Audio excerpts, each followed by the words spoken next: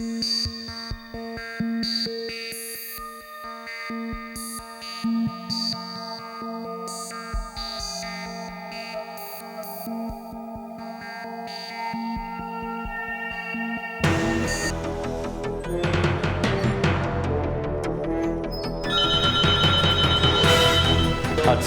I need help, my brother, he fell down the steps. Someone calls Hatzalah, sometimes very panicked. There are trained dispatchers who are triage the call. 20-year-old down a flight of steps, possible unconscious. While one dispatcher is still finishing the information, the other dispatcher is already getting on the microphone and paging out the call. He puts out the location of the call, and then it's up to the closest members to that location to respond that they are available. In their trunks, the members have AEDs, automatic external defibrillators. Paramedics carry life packs. Once they go to the scene, they determine whether more advanced life support providers are necessary. And ultimately, an ambulance will be dispatched if it's needed as well. The patient gets stabilized, medications are administered as necessary, onto the ambulance, and transported to the nearest appropriate facility.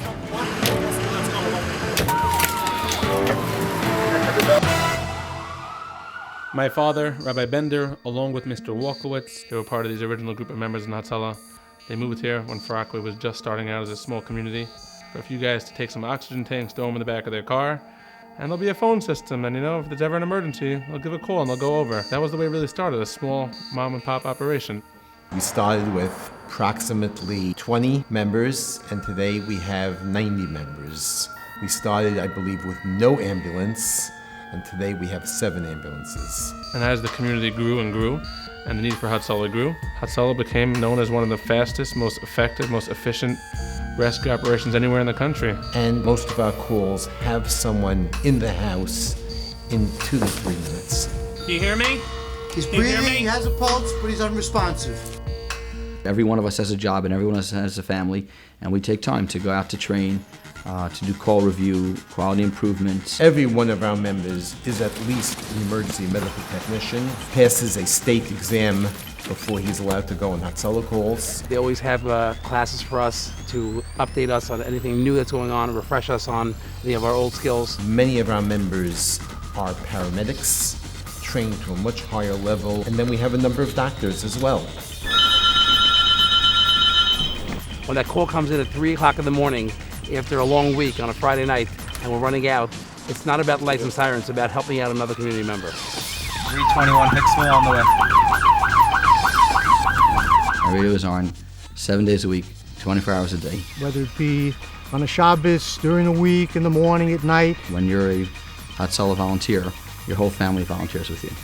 Your children lose time, your wife loses time. They're extremely dedicated, they're extremely devoted, and there are many of them. Wherever you go, wherever you turn, it's almost as if they don't even have to go anywhere, they're right there. Waiting for our pizza online, a call came over. About 3 blocks from the pizza shop, there was a patient in cardiac arrest. I was sitting in my sukkah, it was Chol Hamoed, about 3 o'clock in the afternoon. The obstetrician basically told her that she was not due for another week or so, but she felt that she was giving birth at that time. They're there in a second when you need them, and they don't think about it. They have families and everything like that, and to drop everything and to come over. This is the way we were raised, that Hatzalah was a sacred part of our community, and it was an obligation upon us that if we had the ability to go out there and try to save a life, if we were able to handle this kind of situations, it was incumbent upon us to do so. Who else do you want handling a situation of danger for you than members of Klal Yisrael? Chazal tell us that a person who saves one life is as if he has saved the entire world. We're gonna have to roll him onto the board. Okay. Just listen for lung sound. I'll take over, she's fine. And I would dare say that every single one of our members has saved countless lives. I was sitting on the couch with my dad, and we were just talking, and my dad just fell over on the couch. I just called for my mom right away to look. To look at him. Once I looked at his face, I saw his eyes roll back, and I knew I was in trouble. And I yelled to my daughter first to call 911, and then I said, no, that's not good enough. We're calling Hatzalah. I came running in the door and Mr. Klein was on the floor, and it didn't look good. It was a really bad scene. They checked his pulse, and there was no pulse. We saw that he was in VFib, which is a lethal heart rhythm. The heart is not pumping, it's just sort of quivering. And the CPR didn't help, so they used paddles. We shocked, and it went from bad to worse. It went flatline. Mr. Klein's heart stopped. Sometimes in critical situations where there is no heartbeat or there is no blood pressure, the veins collapse, and it takes significant time to find an IV. It's something called an IO drill, which actually drills a needle into the bone. And our coordinators decided that this is something we had to have. Regardless of costs, they provided it to every paramedic.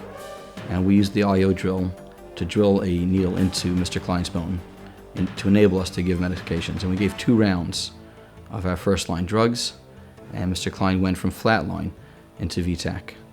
Again, VTAC is a lethal rhythm, but it's what we call a shockable rhythm. We administered another shock, at which point Mr. Klein converted to a supraventricular tachycardia. His heart rate was about 180 to 190, and then on its own began to slow down to about 160, which is a more maintainable rhythm. And at that point we were able to get a blood pressure. Then they quickly took us to the emergency room, and there Hatzalah still stayed with us. They were there the whole time while they're prepping my dad and bringing him in and checking everything. Patients are not just patients to Hatzalah. They're our neighbors and our friends, and we stayed in the hospital probably for about 2 hours that night. When they took me to St. Francis, they made an angiogram, and they saw that I had 4 blocked arteries, and they made me a quadruple bypass. All I know is what they told me, because I don't remember anything of the whole experience. My husband was gone, and they saved his life. It's one of those moments, bringing somebody back, not from the brink of death, but from absolute medical clinical death. Mr. Klein was not breathing. His heart had stopped. He was clinically dead.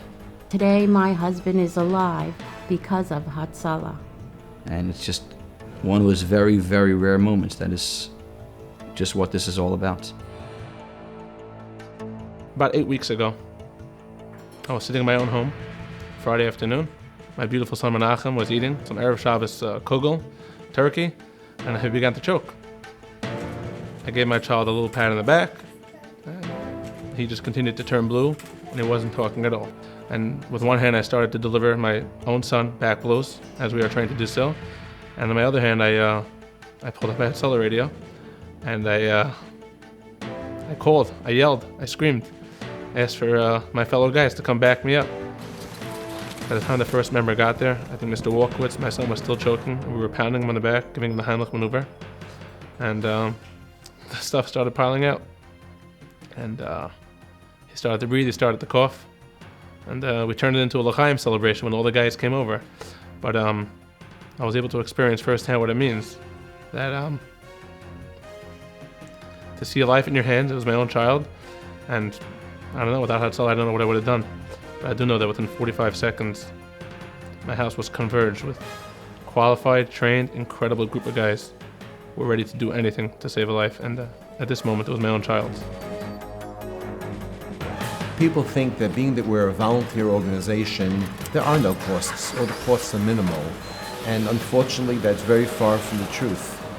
Whether it's the cost of ambulances, whether it's the cost of LifePak 15s, AEDs, we receive no funding from local government, federal government, or any other government entity at all.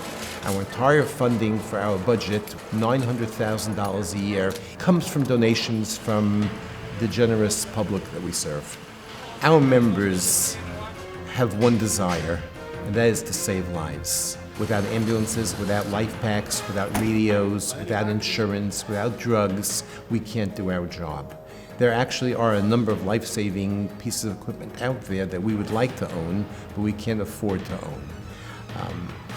If our public, if the people we serve understand this and want to say thank you to our members, the biggest thank you they can give our members is to continue to make it possible for our members to save more and more lives. We all have an incredible, incredible security blanket. If it wasn't for Hatzalah, I wouldn't be here. Thank you, Hatzalah, for everything you did for my dad and for my family. We take it for granted till it finally hits home, and it did hit our home. And they're a valuable asset to the community, and we cannot live without them.